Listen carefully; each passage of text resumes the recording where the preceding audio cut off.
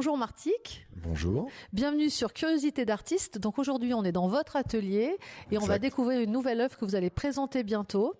Tout à fait. Un grand projet, je crois. Donc déjà, on va partir sur votre expérience. Voilà, vous étiez artisan et vous êtes devenu sculpteur.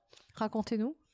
Oui, j'ai eu un parcours un peu atypique, quoique pas tant que ça, parce que plein d'artistes ont fait plein de choses avant d'être artiste. Moi, j'étais responsable commercial, puis après, je me suis mis à mon compte en tant que ferronnier d'art.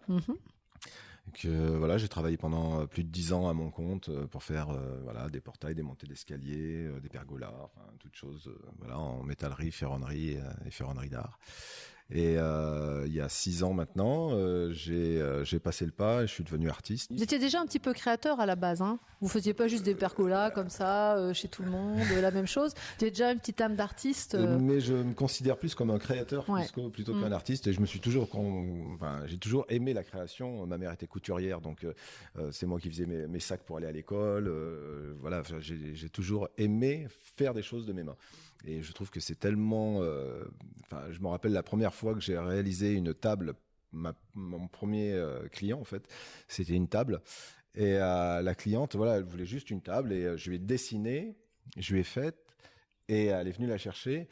Et ce jour-là, mon bonheur était à son comble parce que j'avais signé dans mon quand j'étais responsable commercial, j'avais signé des gros contrats nationaux qui valait des millions d'euros. C'était super. On a fait un bon resto et c'était bien. Mais là, quelque chose qu'on a fait de ses mains, qui va rester dans le temps et dont le client est super content. Là, je dis on voit l'aboutissement de votre création. Et puis on se dit je me suis pas trompé quoi. C'est vraiment ça que je veux. C'est vraiment ça que je veux faire quoi. Et donc on passe de l'artisanat d'art et puis après on bascule sur l'artistique parce que c'est la suite logique. Et après faire uniquement les pièces qu'on a envie de faire, comme on a envie de les faire, dans le délai. Il y a plus de côté négatif quoi. On est vraiment libre et cette liberté. Alors certes, elle a un coût, mais en tous les cas, elle est super appréciable quoi. Donc racontez-nous un petit peu quelle matière vous sculptez parce que c'est un petit peu original et en tout cas comment vous sculptez vos œuvres d'art. Alors j'ai attaqué la sculpture par avec l'acier, ce qu'on appelle l'acier doux. Pendant près de 5 ans, je n'ai fait que travailler de l'acier doux à la forge, puis pas uniquement à la forge d'ailleurs, juste en soudant, meulant et frappant à froid. Donc j'ai fait plein de sculptures comme ça. Et le problème avec l'acier, c'est que ça s'oxyde. Et donc du coup, c'était des pièces qui étaient plutôt réservées à l'intérieur, malgré un vernis époxy que je passais par-dessus. C'est des pièces plutôt qui étaient destinées à l'intérieur. Cet inconvénient, je voulais passer outre et proposer des sculptures qui étaient aussi bien à l'intérieur qu'à l'extérieur. Et donc du coup, qui vieillissaient bien justement. Donc je suis passé à l'inox. Ouais. Donc il y a pas si longtemps que ça. Je suis passé à l'inox. Donc il faut juste changer. Est-ce que la technique change ou seulement le matériau change? Alors le matériau change, les outils pour le travailler aussi. C'est-à-dire que il faut changer de poste à souder, il faut changer de gaz, il faut changer. Il y a quelques investissements à faire. Mais pas tant que ça en fait. Je m'attendais vraiment à un changement radical et en fait non. Par contre, l'acier est déjà très dur. Ouais. L'inox 316L est encore plus dur. Donc mais il faut taper un peu plus fort sur l'enclume, il faut meuler un peu plus longtemps pour enlever les cordons de soudure. Donc ça demande, et puis c'est beaucoup plus cher. L'inox vaut 3 fois plus cher que l'acier. Donc en investissement, il n'y a pas que les machines, il y a aussi le matériel et puis l'inox en lui-même qui est minimum 3 fois plus cher. Et donc quand vous avez une idée de création, comment est-ce que ça se passe? Vous dessinez déjà l'œuvre que vous avez envie de créer et ensuite comment se passent les étapes pour arriver jusqu'à la sculpture finale? Alors, il y a plusieurs cas de figure. La plupart du temps, c'est je vois quelque chose à la télé, dans les journaux ou sur Internet. Je vois un mouvement et je me dis là il y a vraiment quelque chose à travailler. Surtout sur le mouvement. C'est vrai que c'est le mouvement qui. Ça se voit dans vos sculptures d'ailleurs. Ma principale, une œuvre. Serge Roca, qui est un ami maintenant, qui est un grand sculpteur, lui animalier, qui est à côté de Romans, m'avait dit au tout début, j'avais fait une sirène, et il m'avait dit elle est bien ta sirène, mais elle a pas de mouvement, quoi. On dirait qu'elle est morte. Et il avait raison, hein. Et pour moi, elle était super, mais c'est vrai qu'elle était. Et depuis ce jour-là, toutes les sculptures que je fais ont au moins un mouvement. Au moins une expression, un mouvement, une histoire, quelque chose où on se met enfin voilà, vous l'avez dans votre tête et après voilà. vous arrivez à la. Moi, je dessine sur des tableaux. D'accord. Aux grandes dames de ma femme qui voudraient conserver mes dessins, mais comme je travaille sur tableau noir, en fait, à la craie, ça disparaît après. Sur le tableau, l'œuvre, c'est juste une ébauche. Il y a juste mes lignes de force que j'appelle, voilà, juste les grands traits et tout ça. En fait, en dessinant sur le tableau, je dessine dans ma tête. D'accord. C'est juste pour imprégner l'image dans ma tête. Et en même temps que je fais mon dessin, je crée également à l'atelier. C'est-à-dire j'anticipe comment je vais faire pour faire tel mouvement, tel machin. Vous avez déjà l'idée de la construction de la structure. Voilà, en fait, quand je dessine, j'anticipe un petit peu tout ce que je vais avoir à faire à l'atelier. Et puis des fois, en dessinant, on se dit, bah ouais, mais si je fais un bras comme ça, après, techniquement, ça va être compliqué pour aller, voilà. Donc, il faut peut-être que je le monte un peu. Voilà. Donc, en fait, le moment du dessin, c'est juste une anticipation sur le reste. Vous avez déjà l'idée de comment vous allez mettre en place votre sculpture. Voilà, c'est le mouvement ou l'idée, ou voilà, j'ai rencontré une dame qui a la fibromyalgie. Et par cette rencontre, en fait, j'ai travaillé sur la douleur et voilà. Donc ça a été une rencontre qui a fait que voilà, j'ai fait une sculpture. Ça peut être, il y a plein de choses. Oui, tout notre entourage en fait nous permet la création.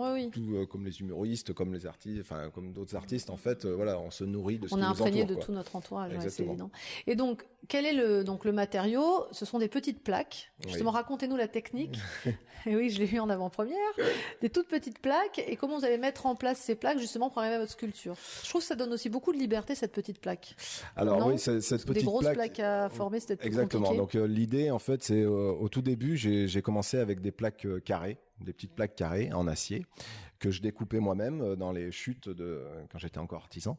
Dans mes chutes, je découpais des petits carrés et puis en fait, vraiment la toute première, c'est j'ai été formé par le biais de l'AFPA à Valence en métallerie-serrurerie et ils avaient une poinçonneuse. Une poinçonneuse, en fait, c'est une espèce de presse qui enfonce la matière et pour faire des carrés, en fait, pour faire des trous carrés dans de la tôle. Et j'ai récupéré tous les petits carrés qui étaient voilà, les chutes, en fait. Ouais. Et ces petits carrés m'ont donné l'idée de travailler avec ça, avec cette matière, en fait, ce déchet entre guillemets qui n'était plus utilisé. Et j'ai commencé comme ça. Et puis c'était vraiment des petits carrés qui faisaient à peine, ça devait faire 8 mm de côté. C'était super long parce qu'ils étaient tout petits, donc j'ai dit je vais travailler des carrés un peu plus grands. Donc ils faisaient 2 cm de côté après. Donc j'ai fait pas mal de sculptures avec ça, en damier ou assemblés bout à bout. Enfin bref. Et je me suis bien éclaté à faire ça. Et puis à force de regarder les anciens, comment ils faisaient, et puis toutes les infrastructures, enfin les vieilles infrastructures, même comme la pyramide de Khéops par exemple, ou les architectes, voilà.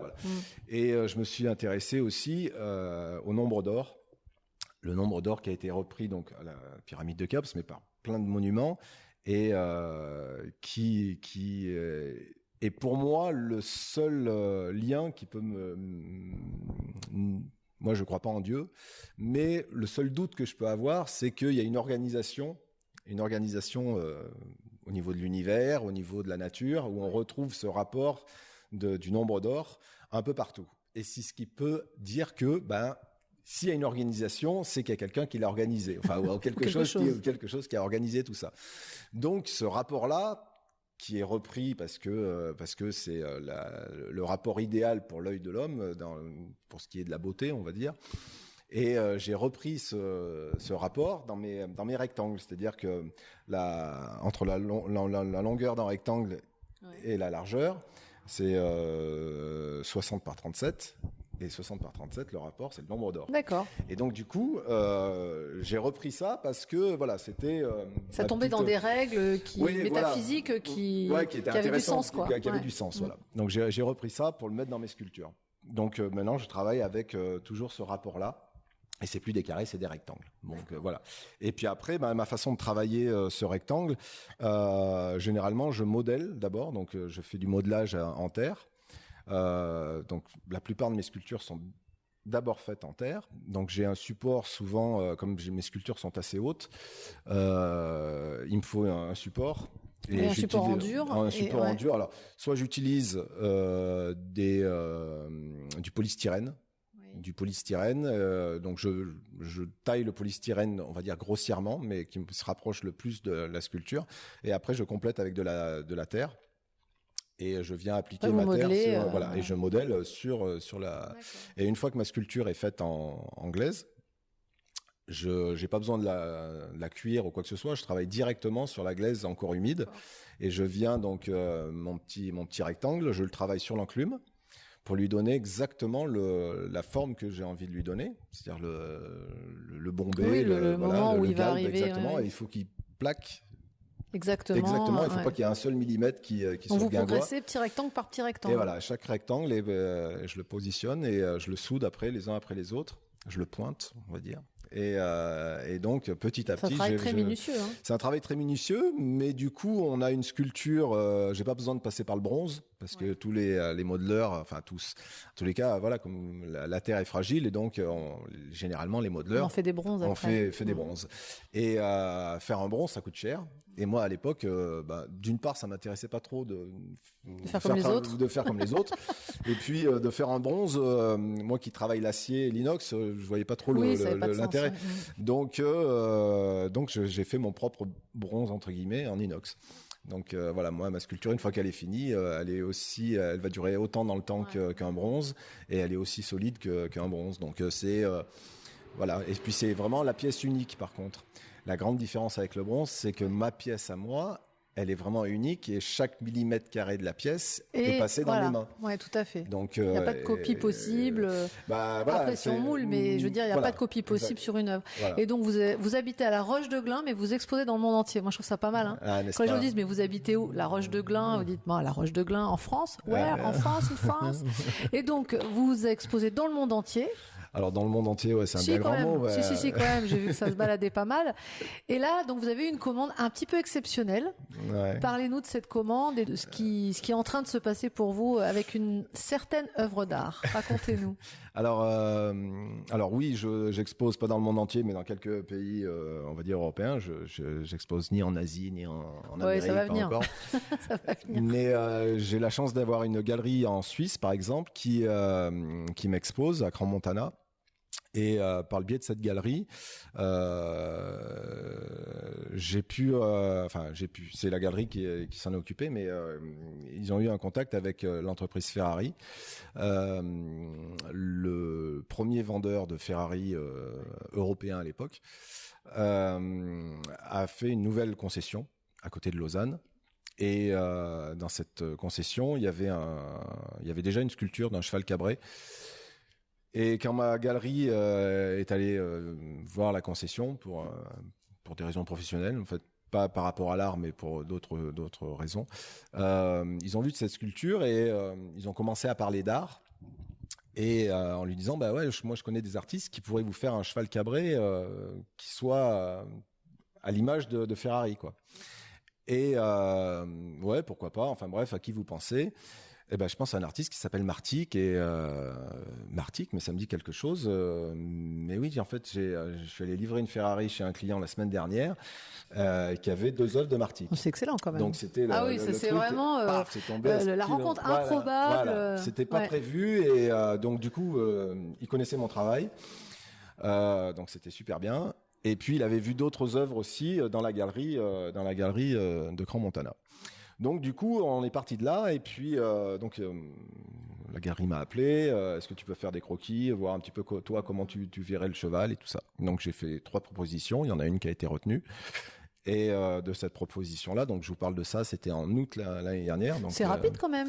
Entre le temps de la commande, le temps de la sculpture. Alors je pensais que c'était un projet qui pouvait durer plus longtemps quand même. Oui, un an, c'est pas mal. Quand on attend, c'est long, mais. Oui, mais c'est vrai. Mais entre le moment où j'ai fait le dessin, donc c'était en août l'année dernière, et aujourd'hui où la sculpture est faite, en fait la première sculpture, enfin c'est juste un prototype, on va dire.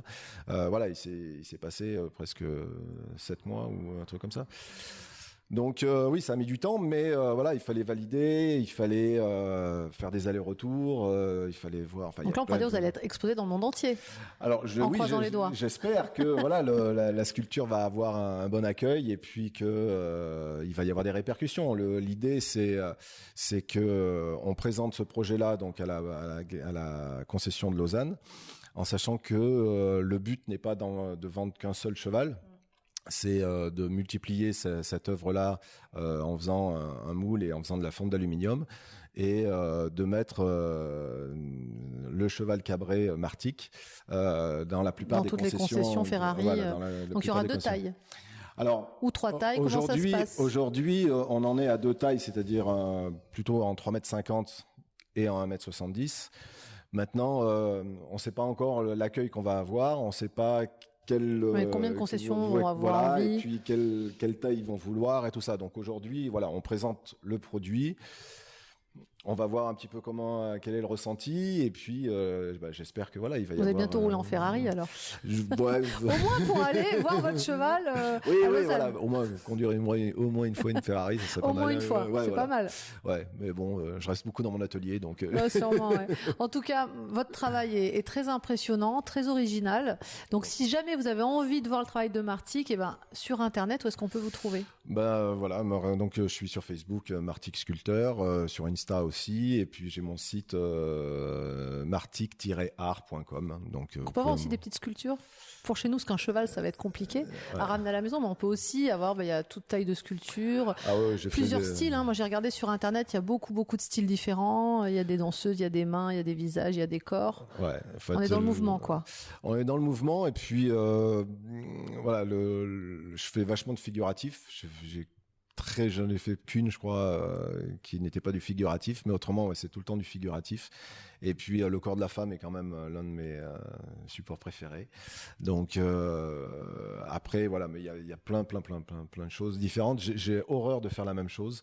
Donc, je fais toujours des choses différentes. Elle reste éphémère, dans tous les cas. De toute façon, mais bon, je dis ça pour des artistes qui font toujours la même chose. Je les plains parce que je dois dire, mais qu'est-ce que ça doit être ennuyeux de toujours faire les mêmes pièces. Et mais bon, après, le modèle économique fait, ça doit marcher, donc voilà, ils doivent les reproduire et tout ça. Mais je dis, mais ça doit être triste leur vie à l'atelier parce que aller à faire tout le temps les mêmes pièces. C'est l'avantage d'être artiste aussi, de pouvoir créer en fait, de toujours d'aller dans la création. Exactement. On va vous suivre. J'espère. On va aller jusqu'à Lausanne. Je vous enverrai des images. Merci beaucoup et à très bientôt. Merci.